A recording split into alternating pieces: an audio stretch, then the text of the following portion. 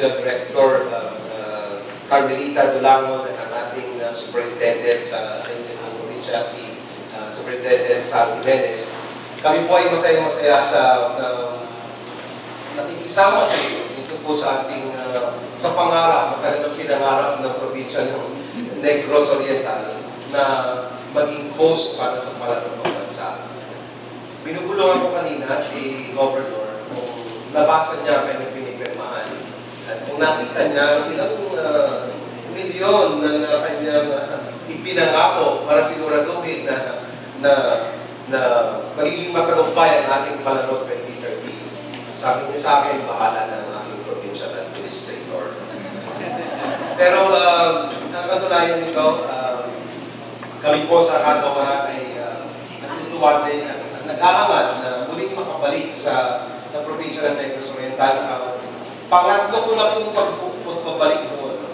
At alam ko po na maliban doon sa ipinograma para sa Palaro ito, na ating nga po binibigyang diin ang pangangalaga sa ating mga atleta, na sila po pangunahing rason kung bakit tayo nagkakaroon para ng bansa.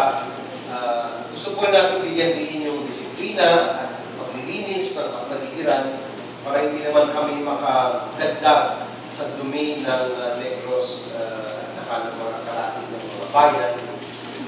Nung pumisita kami, sinabi ko po sa aming lupon na napakalinis ng bayan at ng probinsya. At sa palagay ko po, kasama ito dun sa kailangan natin panatiliin para sa buong Palaro.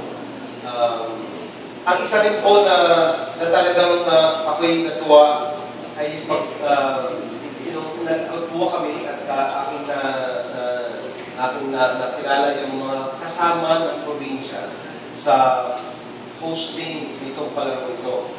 Doon po sa mga nakalipas ng Palaro, hindi po ganun karami ang mga private schools na nakasama sa pag-host ng Palaro. At tuwang-tuwa ako at tinanong ko nga po kay Asek Tony kung anong nangyari at kung bakit mukhang hindi lamang pumayag ang mga private schools na makisali sa hosting, kundi sila rin ay excited, Governor. Palay ko isa po itong bagong biyaya na ating nakikita kapag ang probinsya ay nagtutulong-tulungan. At sana nga po ay maipakita natin itong pagtutulungan ito, hindi lamang ng buong probinsya, pero kasama na nga po yung pribadong sektor. Para po sa Palarong ito, ang ating pong binibigyan din maliban dun sa mga pangalaga sa ating mga atleta at sa disiplina at kapaligiran, ating pong bibigyan ng tutok ang ating sinusulong na kapayapaan. O yun nga pong nalagdaan natin Pangulong Aquino na peace process sa Mindanao. At baka magtataka kayo bakit ano naman ang papel ng Palaro at ng mga atleta sa kapayapaan? Ano naman ang papel ng Negros Oriental?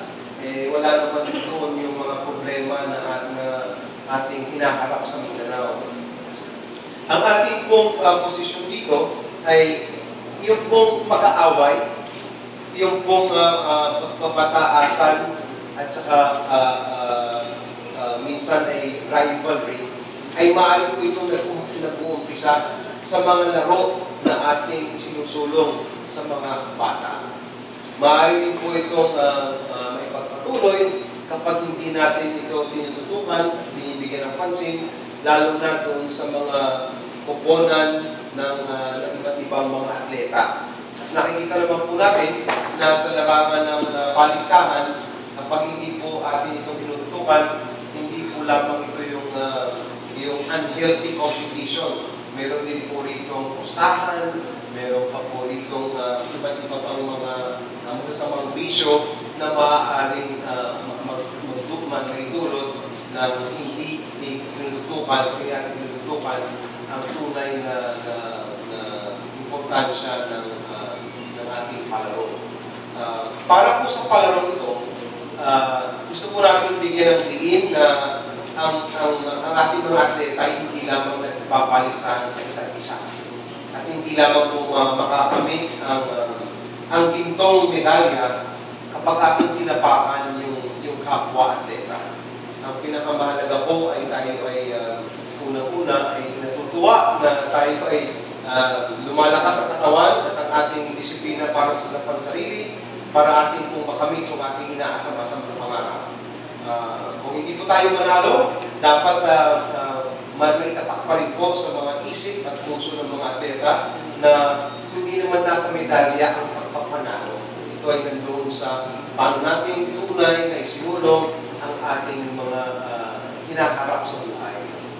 At pangwakas, gusto po natin itatak sa mga atleta at sa lahat ng mga manunood sa palarong pambansa na ang problema po sa kahit saang bahagi ng Pilipinas, kung ito man ay sa Mindanao, kung ito man ay sa Norte, sa Cagayan, kung ito man ay sa mga kapatid na natin na nasa Sapa ngayon, ito po ay problema ng bawat Pilipino. At kung saan mo nalaman ng ating hinaharap, kailangan pong ang sakit ng kalikingan ay dama ng buong katawan.